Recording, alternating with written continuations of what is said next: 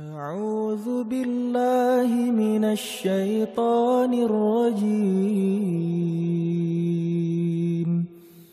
بسم الله الرحمن الرحيم. Coba kita renungkan, kalau dalam hidup kita selama ini kita punya masalah, sepertinya kita masih kurang baik. Karena kalau kita ada masalah, pasti masalah itu muncul dari keburukan-keburukan kita. Bisa keburukan hari ini, bisa keburukan kita yang di masa lalu. Nggak mungkin karena kebaikan, pasti keburukan. Keburukan hari ini atau keburukan kita di masa lalu. Tinggal kita mengevaluasi keburukan itu. List kesalahan kita yang harus kita perhatikan, bukan list kebaikan. Lalu kita coba renungkan, kayaknya saya masih kurang baik nih. Ayo tingkatkan lagi kebaikan kita. Hubungan dengan Allah perbaikin lagi. Datang ke rumah Allah seringin lagi. Terutama di prime time. Apa prime time-nya? Subuh. Itu waktu favorit tuh.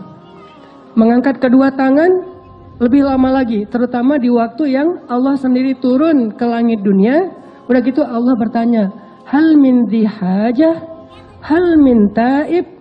Ada enggak hambaku yang butuh sesuatu biar aku kasih? Ya Allah butuh.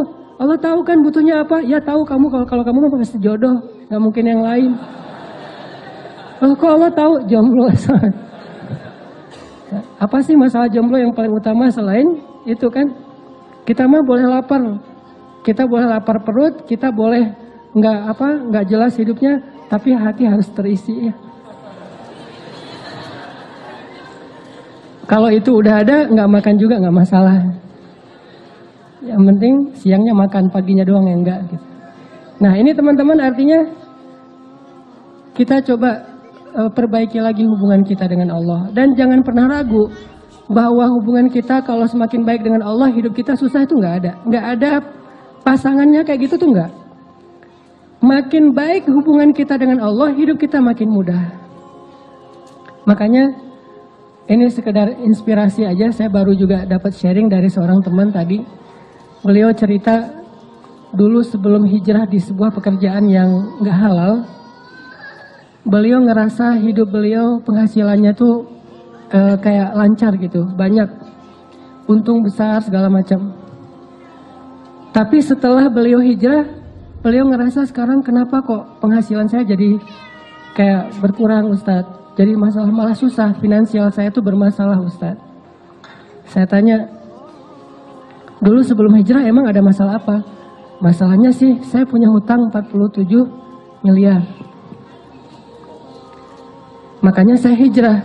Tapi setelah saya hijrah kok saya penghasilannya jadi susah Ustadz, gak kayak dulu lancar.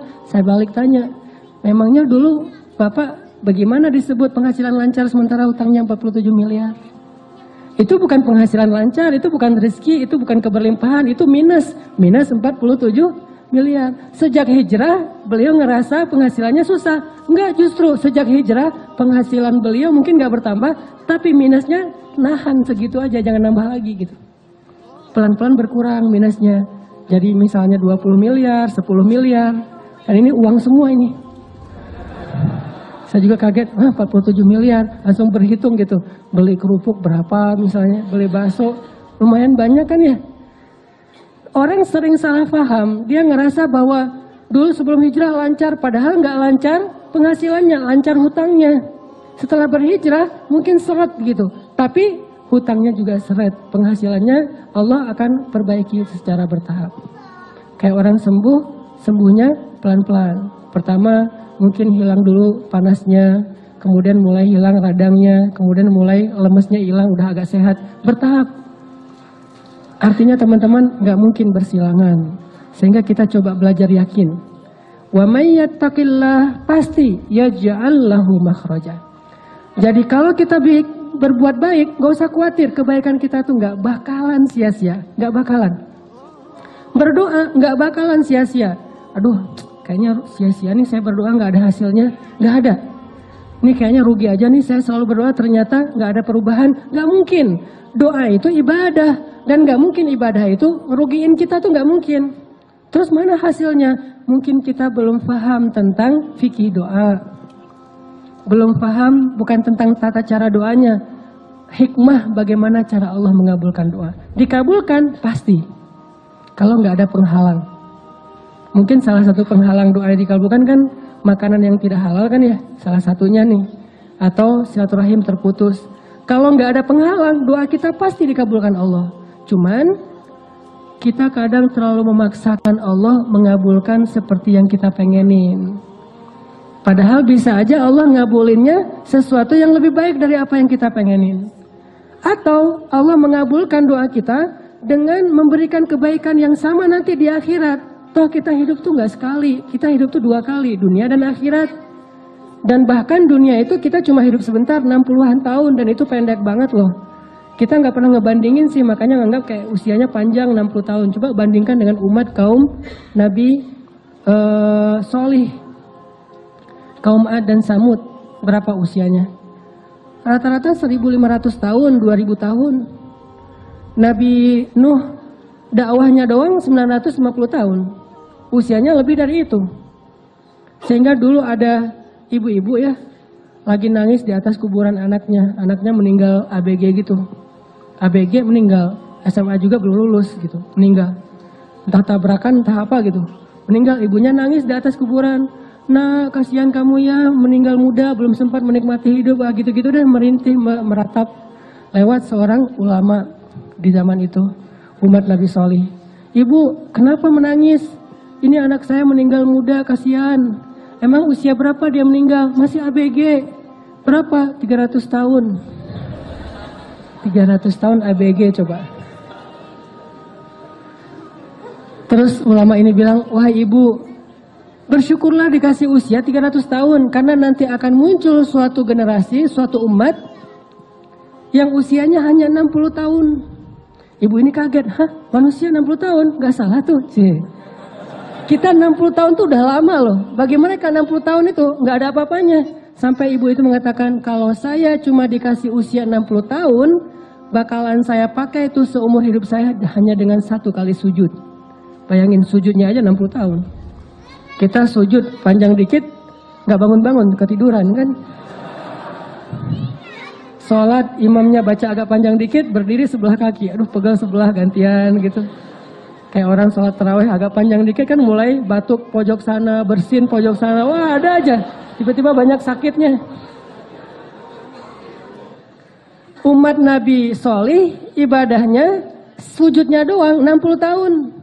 Bahkan Allah menciptakan malaikat setiap hari khusus tugasnya untuk sujud pada Allah. Jadi diciptain langsung sujud. Dan tidak bangkit dari sujudnya sampai hari kiamat. Berapa jumlahnya? Sehari 70.000 malaikat. Setiap hari Allah menciptakan 70.000 malaikat yang tugasnya itu untuk sujud. Memenuhi Baitul Ma'mur. Memenuhi langit dunia. Sehingga Baitul Ma'mur itu kata Nabi sesek luar biasa. Saking seseknya, seandainya Baitul Ma'mur itu retak gara-gara dipenuhi malaikat, maka retakan dari Baitul Ma'mur itu akan jatuh ke atas Ka'bah tepat. Penuh dengan para malaikat. Bayangin sehari 70.000. Dan satu malaikat itu ukurannya lebih besar daripada bumi. Bumi di hadapan para malaikat kayak bola apa? Kayak bola pingpong kali. Jibril doang. Satu Jibril ketika menyampaikan wahyu kepada Rasulullah, itu kan Jibril dengan wujud aslinya tuh. Kemana Nabi ngelihat ke langit itu ada wajah Jibril. Di situ Jibril, di situ Jibril. Semuanya dipenuhi oleh Jibril. Nabi lari, dipanggil sama Jibril, ya Muhammad, jangan lari, saya Jibril, kamu Rasulullah. Nabi takut karena gak kenal sama Jibril. Tiba-tiba di follow gitu kan sama Jibril. Wah ini siapa nih followersnya? Ngeri lagi followersnya, Jibril. Bayangin Allah menciptakan 70.000 malaikat yang tugasnya cuma untuk sujud. Jadi artinya kita hidup itu nggak cuma di dunia, kita hidup 2 kali. Dunia dan akhirat. Dan adegan kehidupan akhirat yang kita tahu itu terlalu disingkat oleh kita. Padahal satu ayat itu kalau dibedah bisa sampai 100 bahkan 1000 tahun. Ada banyak sekali adegan-adegan di akhirat yang kita jarang memikirkannya. Dan adegan itu pasti akan kita lalui, kita jalani. Sehingga kalau doa kita nggak dikabulkan di dunia, nggak masalah, tetap kebaikan. Nanti kita dapatkan ketika di padang mahsyar. Misalnya, ya Allah, mudah-mudahan saya bisa punya kendaraan. Masa naik angkot terus? Masa jalan kaki terus? Pengen punya motor juga nggak apa-apa ya Allah. Makanya kalau minta jangan tanggung-tanggung. Mobil ya Allah. Atau nggak usah mobil, roda 3 juga nggak masalah. Bemo ya. Ya Allah, saya pengen punya kendaraan. Doa, pengen punya kendaraan. Ternyata qadarullah dalam sekian lama dia berdoa nggak punya kendaraan, meninggal masih jalan kaki atau paling-paling sepeda ontel, nggak punya kendaraan bermotor. Apakah doa dia sia-sia? Nggak. Berarti kalau nggak dikabulkan sejak dia hidup di dunia, nanti dia di surga tuh atau di padang mahsyar udah punya kendaraan. Kok tiba-tiba datang kayak Alphard gitu kan di padang mahsyar gitu, dijemput gitu. Silakan Mas, nih apa nih kok ada Alphard di padang mahsyar gitu kan ya? Toyota. Kenapa nih kalau ada Alphard di padang mahsyar? Kan dulu Mas berdoa pengen punya Alphard. Ya udah, karena nggak dikabulkan di dunia, dikabulkan di surga. Wah bener nih, bener ya. Udah jalan lancar tuh. Yang pasti dia dapat apa yang dia minta. Terus kenapa kita ragu-ragu minta sama Allah yang terbaik? Kalau nggak dapat di dunia ya dapat di akhirat, sama aja kan? Yang sama-sama hidup kok. Malah di sana lebih butuh dari apa yang kita dapetin di dunia.